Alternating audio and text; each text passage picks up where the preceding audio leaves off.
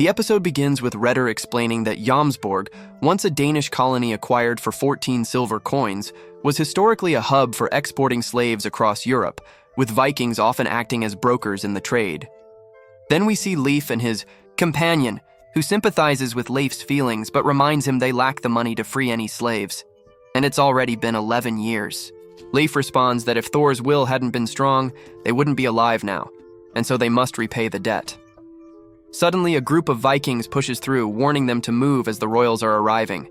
Canute appears and notes the city is large and was prosperous in Roman times. Edric says it's ideal for Canute's new empire, situated between Europe and England. Leif spots Askeladd and recalls his face vividly as the man who killed Thor's. Meanwhile, Canute plans to play his political move at the royal feast, predicting the king will try to separate him and Thorkel. Refusing could label them traitors. They decide to reveal the truth behind the conflict. Suddenly, a crossbow bolt is fired, striking Canute, causing panic. The attacker flees but is confronted by Thorfinn, who kills him. A bystander mistakes Thorfinn for the attacker due to his knives, but he denies the accusation. A man recognizes Thorfinn as the one who once challenged Thorkel with just 2 knives and won. Leif then realizes Thorfinn is Thor's son and gets emotional. Later, the wounded Canute is revealed to be a decoy woman. The real Canute appears and asks her forgiveness. Leif tells Thorfinn about his mother and sister's condition, but Thorfinn avoids the topic. Leif insists they return home, but Thorfinn, overwhelmed with anger and grief, walks away. Leif vows to stay until he changes his mind, ending the episode on an emotional note. The episode begins with Snake standing seriously while others around him are relaxed, with one asking Prince Canute who he thinks will win the duel. Canute replies indifferently, saying he'll end it when necessary. Thorkel bets on Snake, feeling he's the stronger one. As the duel begins, Thorfinn stands still while Snake throws his sword away and provokes him, making Thorfinn attack in rage. But Snake blocks him easily, hitting him repeatedly and proving his superiority. Thorkel admits this isn't a fight, it's punishment. Snake mocks Thorfinn's temper, saying his anger makes him weak. Thorfinn, frustrated, is eventually knocked down. Snake prepares to finish it, but Canute stops him, declaring Thorfinn the winner since Snake's opponent is unconscious. Thorfinn regains consciousness and tries to attack again, but others hold him back. Snake criticizes him for letting rage cloud his mind. He then shares his hatred for warriors, especially Norse Vikings, and reveals he killed his own abusive father. In a flashback, we see young Snake, real name Hjalti, living in filth with his sick mother, a former slave. She would tell stories of a legendary hero, Einar Eitorius, and a land called Avalon.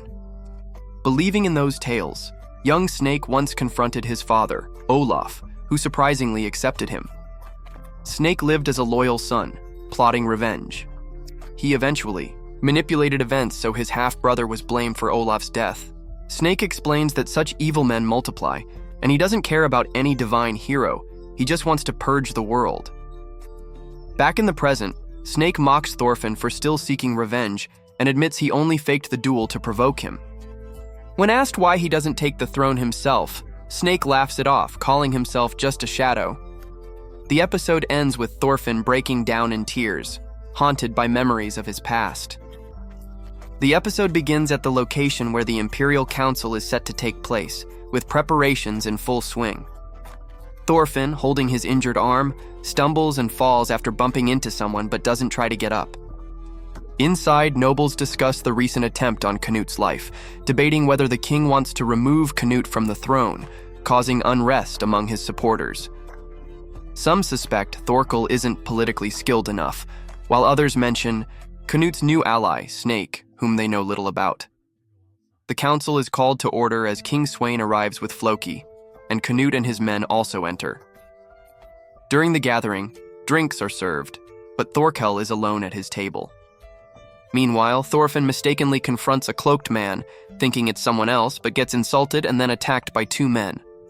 Thorfinn defeats them, but is arrested by York's guards. Back at the council, Sweyn thanks the nobles for their support and declares he will soon become King of England. He announces he will grant Mercia, a wealthy region, to Thorkel, surprising many. Swine then shifts focus to rebellious ports that refuse his authority and proposes an invasion of Wales in the coming spring. This stuns Snake, who is hiding his past ties to Wales. Meanwhile, Thorfinn receives a visit from Leif, who reminds him of home and shares memories, urging him to return to Iceland. Leif tells him about Vinland, a peaceful land with no war or slavery, which sparks something in Thorfinn. Back in the council, Sweyn rewards his men based on success, while Snake suspects Sweyn may be targeting him.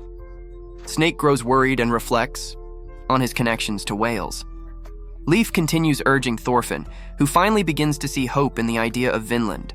The episode ends with Snake feeling helpless, wondering why fate always betrays him at crucial moments.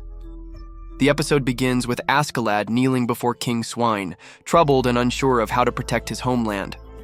Two men present him a silver box, saying it's a reward of 50 pounds for protecting Prince Canute.